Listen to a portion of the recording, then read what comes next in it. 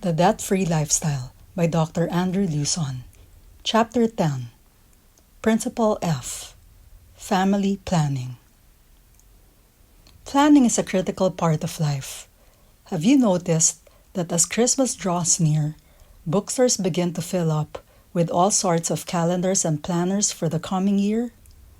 Clearly, we like to plan our time.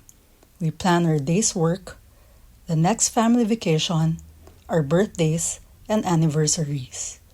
Yet, it is equally important that we plan for our children's future by way of family planning.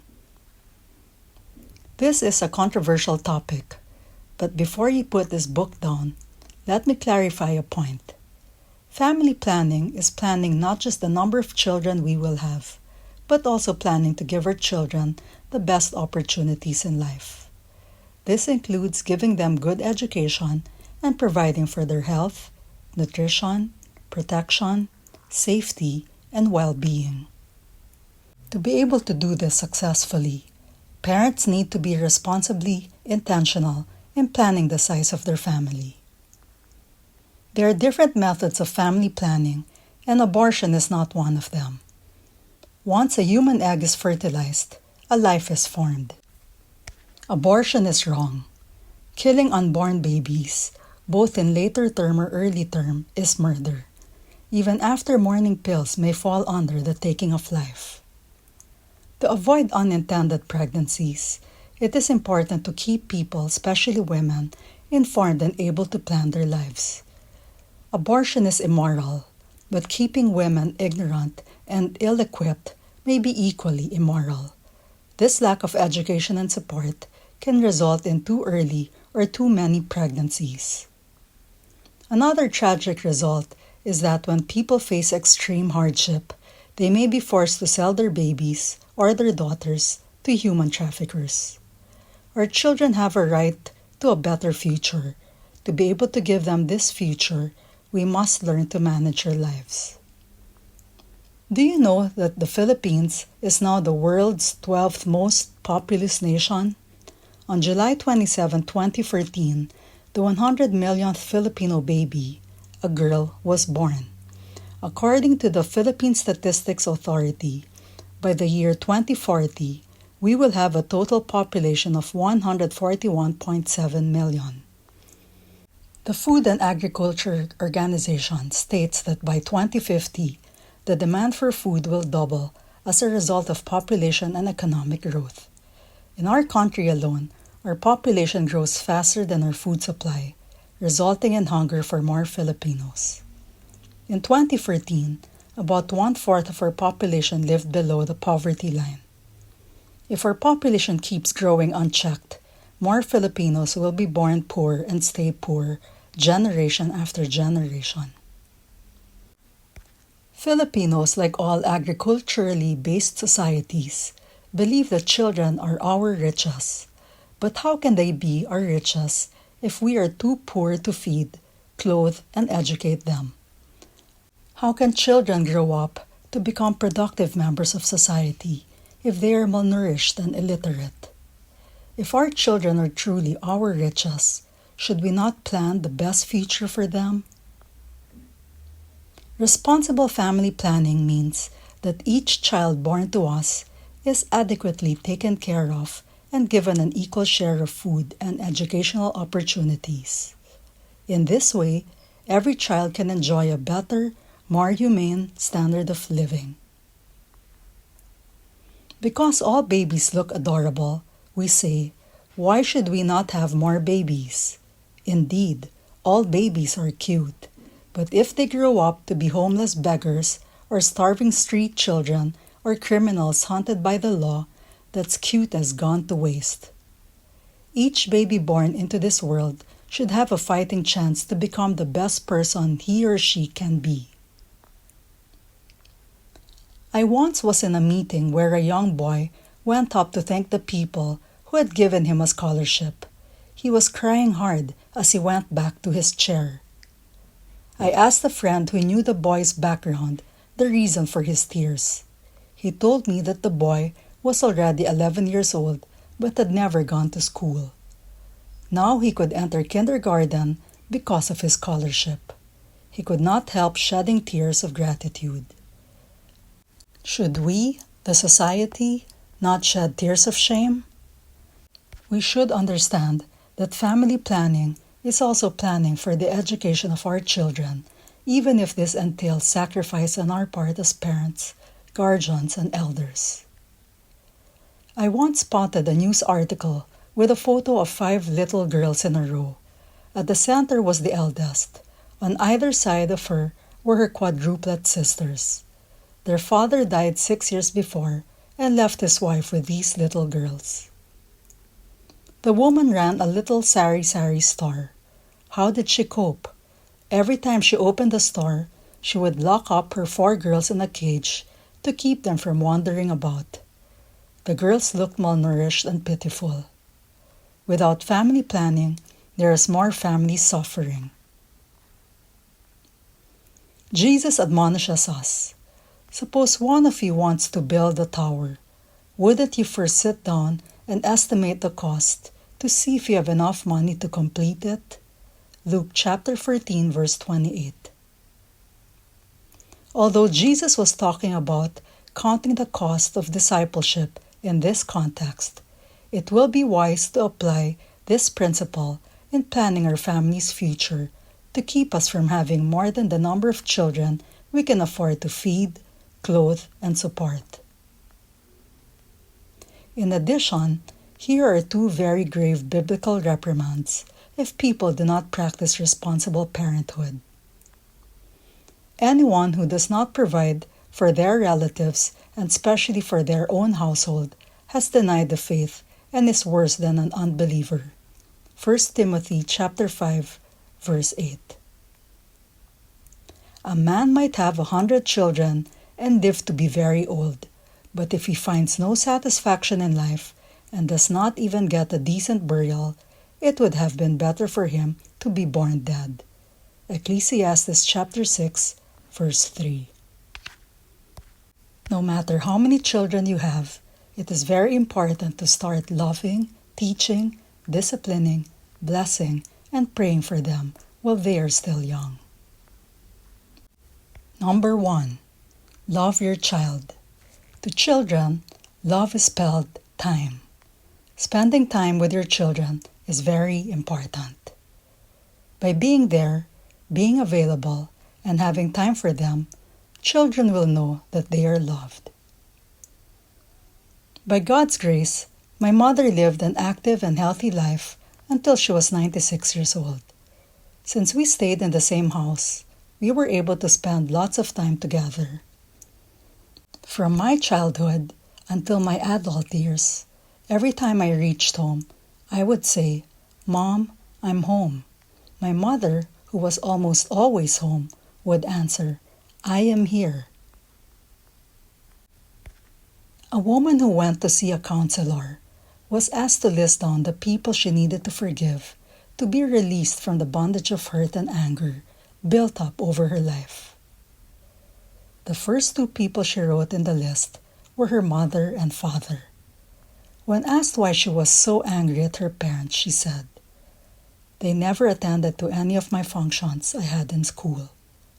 Growing up, they were so busy making money to provide for me, but they never came to any of my graduations." The amount of time spent with children is not all. The quality of the time also matters. Listen to your children instead of always lecturing them about life. Eating meals together is a good time to catch up with your children's lives and learn more about them. Set aside a specific time for each child to know his or her needs and wants better. Number 2. Teach your child. From birth to adolescence, and even after, children are continuously developing physically, emotionally, and intellectually. Lessons gained in early childhood are carried on to adolescence and adulthood. Because of this, it is important to impart your values to your children even at an early age. Whatever your life philosophy or beliefs, you need to teach them to your children, or your children may someday do things that break your heart. Teach them to your children. Talk about them when you are at home and when you are on the road, when you are going to bed and when you are getting up. Deuteronomy chapter 11, verse 19. Train up a child in the way he should go, and when he is old, he will not depart from it. Proverbs chapter 22, verse 6. What parents do is far more important than what they say. Parents must teach by setting good examples or acting as role models, because children tend to imitate what their parents do. The picture of my mother with her reading glasses, quietly reading her Bible every morning in her rocking chair, is forever etched in my mind. Likewise, I will not forget the image of my father, big Bible in hand, going to church every Sunday and even on weekdays. Modeling your own behavior provides a consistent, positive example for your child. When you do as you say and say as you do, your child will notice and follow your example. Number 3. Discipline your child.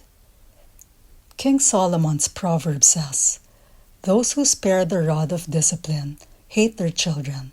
Those who love their children care enough to discipline them." Proverbs chapter 14, verse 24. Direct your children into the right path, and when they are older, they will not leave it. Proverbs 22, verse 6.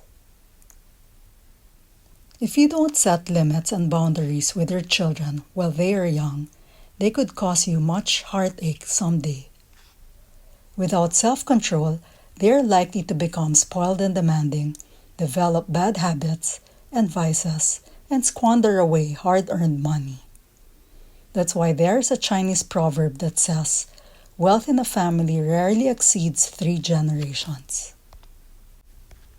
In countries where families have only one child or one grandchild, some are so spoiled that they are known as Little Golden Emperor or Little Empress. These children are raised in a life of privilege and end up believing that the world owes everything to them and should serve them and cater to their whims and desires.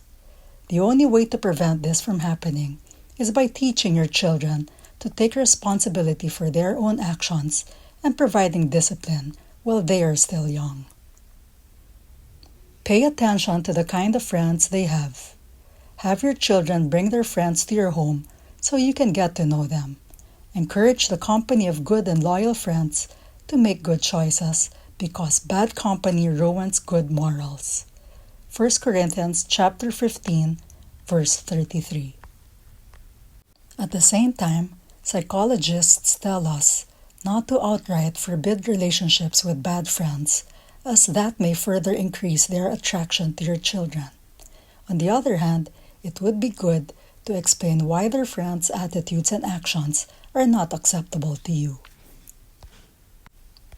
In disciplining your children, it is important that they are not abused verbally, mentally, emotionally, or physically.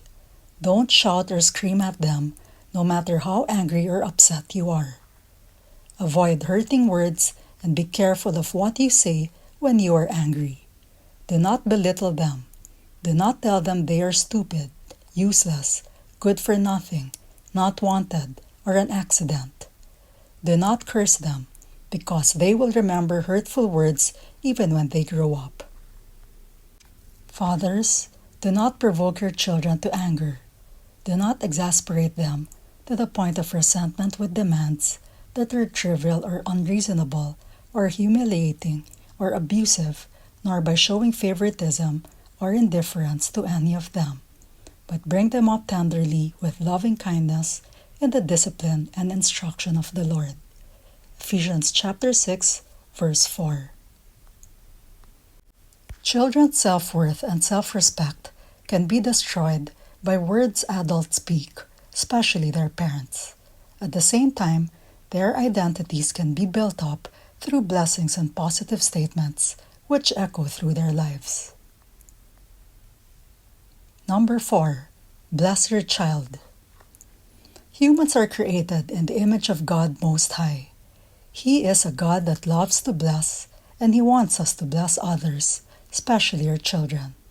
We are told to bless even our enemies. Love your enemies. Do good to those who hate you. Bless those who curse you.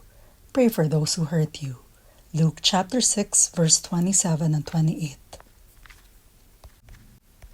In Genesis 48, Jacob, a father of the Jewish people, called his sons for a final blessing. He also called Ephraim and Manasseh, his grandsons, through Joseph. He blessed them richly and said, "In your name will Israel pronounce this blessing. May God make you like Ephraim and Manasseh." Today, the Jewish people continue to give this blessing to their boys. For the girls, they pray that they be like Sarah, Rebecca, Rachel, and Leah, the mothers of the Jewish people, who were great inspiration to their people in different ways. In addition to the blessings above, Jewish parents always bless their children during their Sabbath meal every Friday and on holidays. They say the words, "May the Lord bless you and protect you. May the Lord smile on you and be gracious to you. May the Lord show you His favor and give you His peace." Deuteronomy chapter 6, verse 24 to 25. After reciting those words, the parents often whisper positive, encouraging words of praise in the children's ears, then give them a loving hug. Such constant encouragement and blessing may be one of the reasons why, though Jews are few in numbers, percentage-wise, many Nobel Prize winners are of Jewish descent. How can we apply this to our children? Speak words of blessing to them, using our lips to encourage them and build them up so they can gain wisdom, prosperity, success, long life, and honor in future years. Number 5. Pray for your child. Praying for your child and asking for help from God may be the most important thing you can do for your children. At the end of the day, though we have done all our parenting right and to the best of our ability, children can still go astray. In times like these, continue to pray for your children. God can change their hearts still. Someone once said, "When you work, but when you pray, God works." In the English Bible, the word pray appears at least 365 times. That's one pray for each day of the year. For each of these prayers, remember your children and pray that they become good citizens, be among God-fearing friends, and become channels of blessing to others. When you pray for your children to the God of the Bible, the Creator of heaven and earth, it is the same great, wonderful God who will answer your prayers and bless your children. Reflect. Number 1. Do you agree with the definition of family planning as explained in this chapter? Why or why not? Number 2. What concrete steps are you taking now to provide for your children's future so that each child can have an equal share of your family's resources and enjoy the best opportunities? Write them on the space below. Character is destiny, so we are told, and for good reason. Our attitude shapes our habits, which form our character. What is the one winning attitude you should have that will maximize your blessings and protect you from overspending? To answer this question, let's turn to Principle G.